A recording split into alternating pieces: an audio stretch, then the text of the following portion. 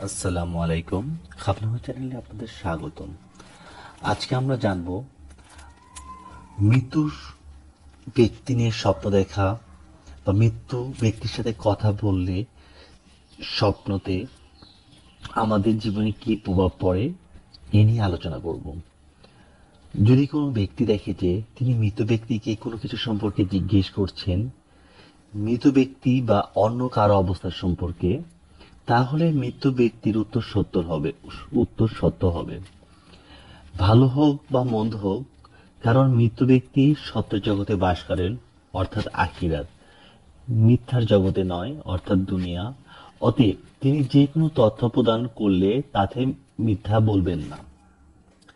স্বপ্ন ব্যাখ্যাতা ইবনে শিরিন রহমতুল্লাহ।